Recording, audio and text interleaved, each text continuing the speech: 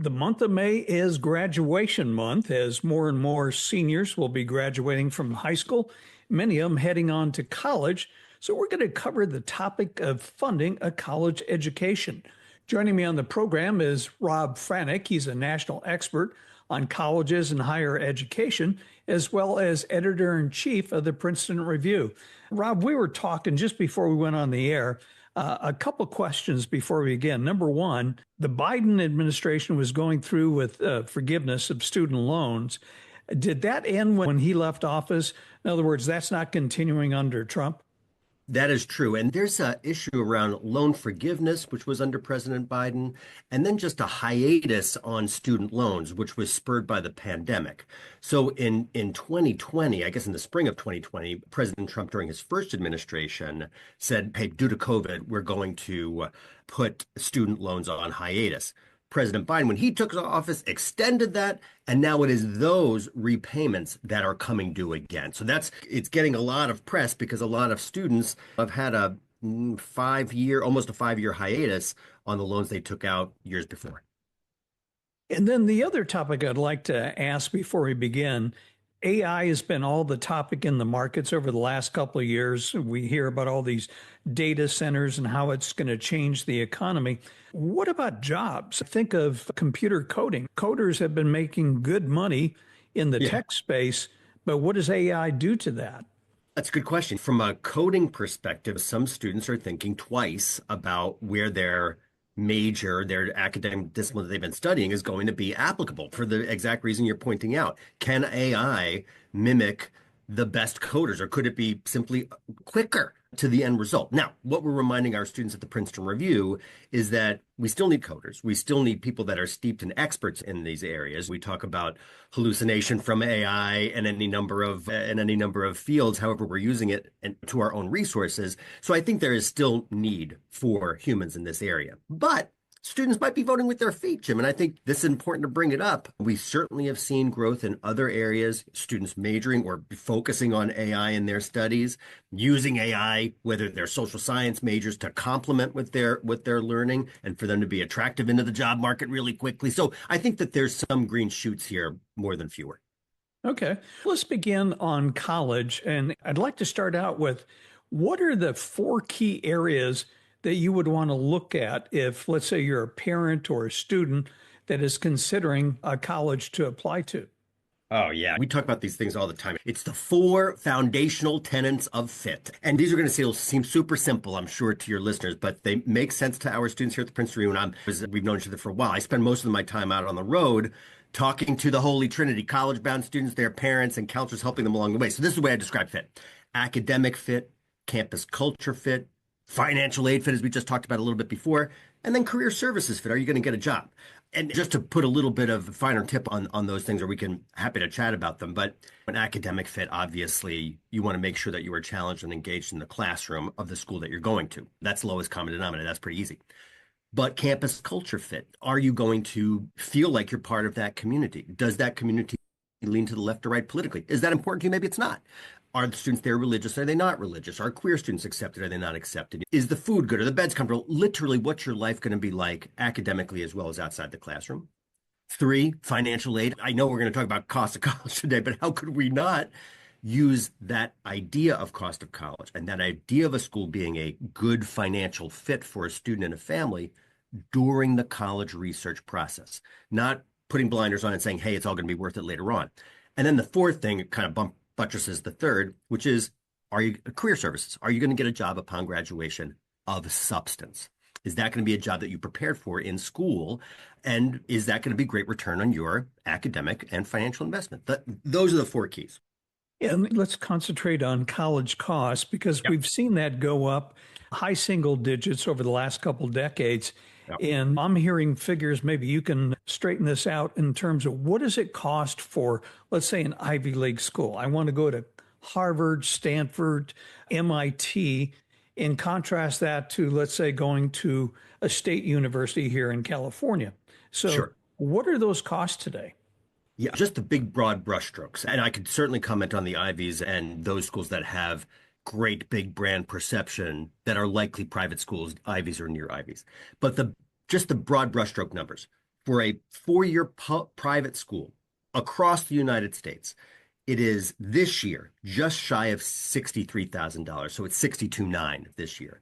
Compare that to a public school, again, average across the states, this is for in-state tuition, is just shy of $30,000. So it's 29.9. So when we think about that, listen, wherever we sit on the spectrum, we might feel like that is too much or a real bargain to be at 63 and about $30,000 between public and private. But when we look at many schools, Ivies. Actually, we can even use Vanderbilt as not an Ivy, but certainly an incredibly competitive school. Announced not more than 2 months ago that within the next academic year, they would hit the $100,000 a year level. Many Ivies are at the 90 plus $1,000 a year, so not far off that 100. But when we look at those numbers, we're not AI on this call. Your audience isn't AI. We realize that could make us a little nervous. Maybe you have two kids in school at the same time, or these costs have risen so far that it becomes almost beyond the pale to get our heads around them. And when you take a look at it, I'm just thinking how many parents, Rob, can afford to send, let's say you have three kids and all of them are smart. They want to go to a private college at 100,000. That's 400,000 for one student. And you have three kids and they all want to go to a private college. You're talking about over 1.2 million. Exactly. And those are the four component parts of college tuition costs. So it's tuition, room and board, fees, and books.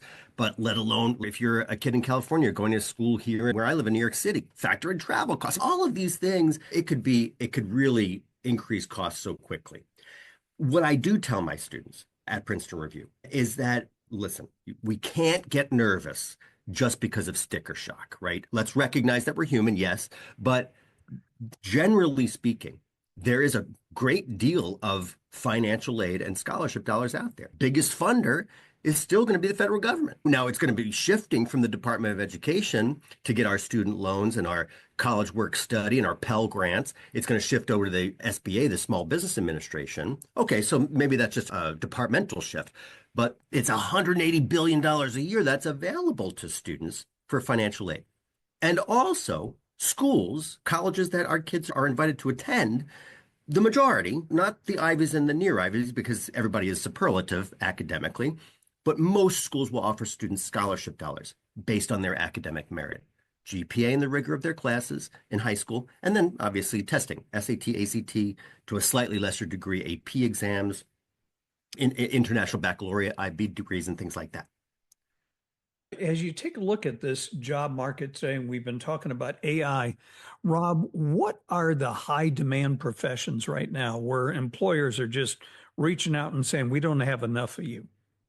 I think I'm going to answer this in two ways, because I think a lot of students that have thought about social sciences in general might be a little nervous. And there has been a dip in some students that have majored in any number of the social sciences that they're not getting jobs that they were at the same clip as they were 2 or 3 years ago, which is absolutely true. But when we start to think about students in STEM programs, right? So when we think about STEM overall, we understand that these are still incredibly attractive. We do a project here, I'm super proud of this project, on entrepreneurship majors on the undergraduate side of the fence, and incredibly important for students thinking about pairing their entrepreneurial skills with a music major or a biology major. And then just the sciences in general, Jim, there is great value here for students thinking about earning their undergraduate degree, their college degree, and then moving on to success upon that graduation. When we think of professions that are always going to be around, like doctors, engineers, Yeah. I was talking to one of my doctor clients, and they're already starting to use AI at the hospital he works in. Mm. He's talking about AI taking over a lot of what goes on in medicine. And anecdotally, I've heard those same things. Wherever we think about AI and whatever vertical we're chatting in, like I work with a lot of students who are working on their college admission applications, and we have an AI product here at the Princeton, actually two AI products. One is to help you craft your admission essay, your personal statement to college, not write it from you net new, write it for you net new, but to go back and forth as you would with an expert teacher or an expert counselor. But students, the question around using AI in your college admission essay I have been getting hammered, Jim, with this question over the last, I'm going to call it 9 to 10 months of time because students are like, why wouldn't I want to use AI in some regard? And many colleges are saying, admission teams are saying, how could you use AI in your college admission essay? So we come at it from different ends of the spectrum, but totally hear you on the story with your doctor. Anyway, we pull this string, it brings up so many different questions for students, parents, and professionals as well. When you are applying to college, what are the key factors that colleges look at? SAT scores, GPA, extracurricular activities, social activities. What in your mind are the most important? Oh yeah, and I so appreciate you bringing this question up, Jim. Number one on the list, and this is where students sometimes need some reassurance, and their parents as well. Your high school transcript from whatever high school you are coming from across the country or across the world is the most important document because it answers this question for admission teams from schools large and small, public or private, doesn't matter. And that question is, did you challenge yourself while you were in high school? Did you challenge yourself with regular level courses or advanced level courses or AP level courses, advanced placement level courses, IB level courses if you had them at your high school, those international baccalaureates that we talked about? And then ultimately, what is your GPA?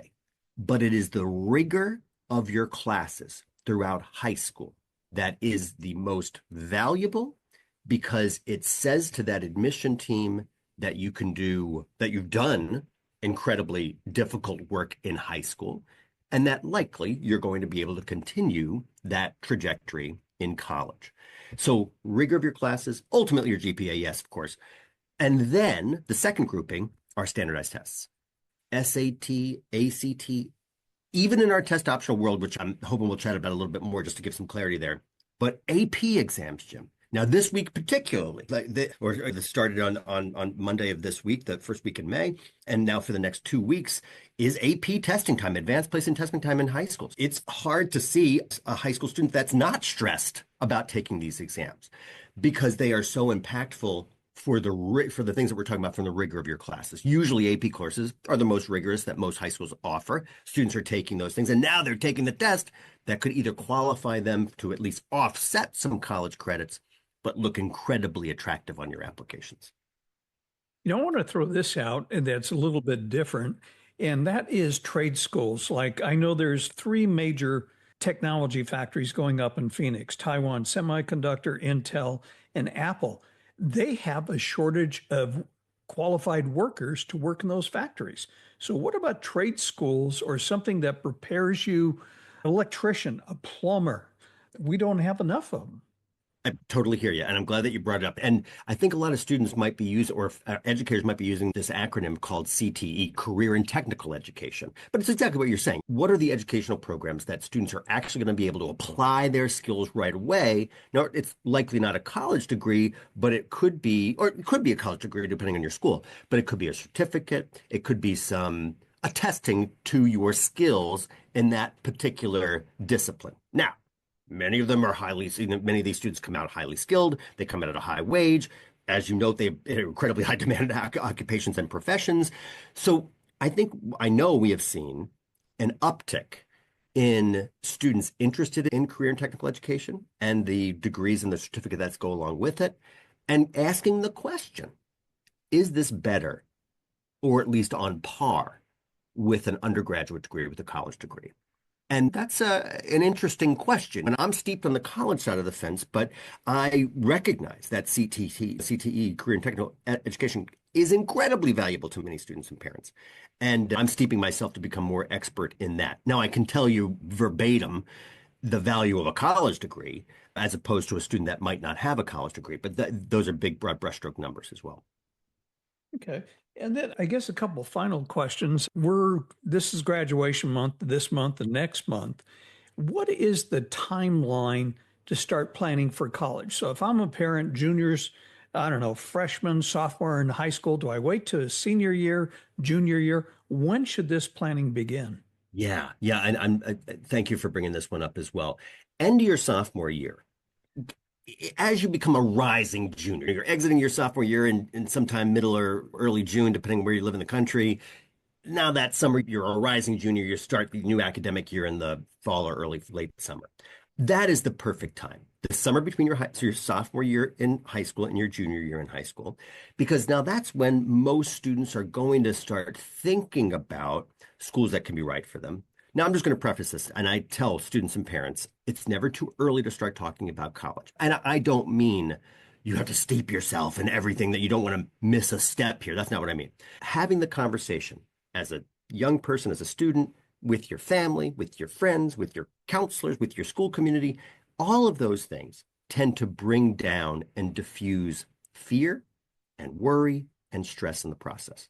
So whether you're nervous about paying for college, talk about it now. If you're worried about what do you want to major in, somebody asking you that question when you're 15 years old, incredibly unfair question to ask a 15-year-old, I might add, my personal opinion. But what's not unfair is to say, what do you really love in high school? What's your favorite subject now? Could you see yourself? Or let me talk about some colleges that might have something there that could be very interesting for you. So the earlier you're influencing the vernacular as a younger person, but to really start the college process, thinking about preparing for tests, absolutely the summertime between your sophomore and junior year. SAT, ACT, AP exams are going to happen in the academic year as it goes along. And then thinking about, and I think you and I might have chatted about this the last time, but it's good to note this as well. Many people say, educators and otherwise, will say that your junior year in high school is the most important. And in many ways, that is true because it's the last full academic year that an admission counselor or an admission committee from the college side, of the college and university side of the fence, is going to see when they first start to evaluate your application. They're ultimately going to see your senior year classes and your grades, but the last full years when they start evaluating your application is going to be your junior year. Hence why it is so important. And that's really this tectonic change between sophomore and junior year.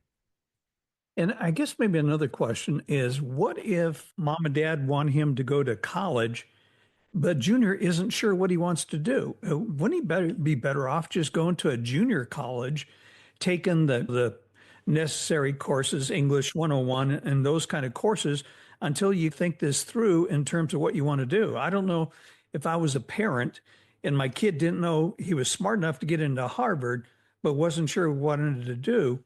I don't know if I'd pay $100,000 a year to until he figures things out. I totally hear you. And it is a good question to bring up because I know that many parents and students think this way.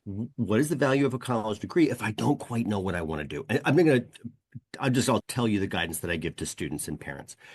When a student says, I don't know what I want to do at 15 years old or 16 years old, when they're really in earnest getting into this college process, I think it's still a bit unfair to say to a student, what do you want to do when they're so young? I do think that we could ask them some really good questions about what they've done in high school, and let's talk about the outputs in college. Now, with the pain threshold when it comes to tuition, that is a family decision and a personal decision. But many students, particularly in the liberal arts model, will go to school for their first 2 years, whether it's at a community college or an associate's degree granting school, whatever, but getting a 2-year degree. Those classes are generally going to be the same. There's going to be a core number of classes that you're going to take and lots of academic disciplines. So that at the end of your sophomore year, whether you're sitting in Harvard, you're sitting in a Middlesex Community College, where I gave a talk the other day in New Jersey, across the river from me, those classes are still going to be foundational and they're going to be essentially the same in those schools so that students then have the vernacular and the confidence to say, this is what I want to do afterwards. Now, all that said, I still believe it is about fit. If you can say, I know that this school produces students that go on to do exceptional things. I can see them. I know that from a career perspective, that this school is knocking it out of the park and getting 95 to 100% of their students employed of substance upon graduation. These are things that you have to look at, I think, just widen the lens and make sure that we're considering all of these things to the value of a college degree.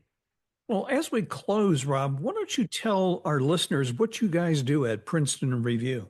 Oh, sure. Princeton Review is an education company. We were founded a little over 40 years ago, at that time, to help students master and conquer the SAT. And then over these many years, we have morphed into a testing company for literally every standardized test, ACT, SAT, AP exams, the whole gamut of professional school exams.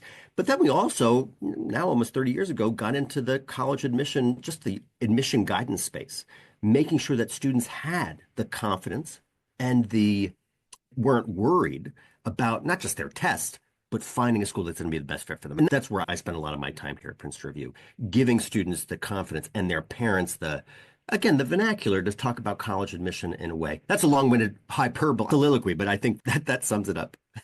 All right. And if they would like to find you, give out your website if you would. Sure. Yeah, PrincetonReview.com, as well as every variation there on social. All right. Listen, Rob, as always, it's a pleasure speaking with you and great advice because we're entering a world where a lot is changing in the job market and also college costs are going up. And this is going to be a different world in the next 10 years with AI and all this technology. So great stuff. Totally appreciate it. Jim, thank you for the opportunity for the conversation. Good to hear your voice as well.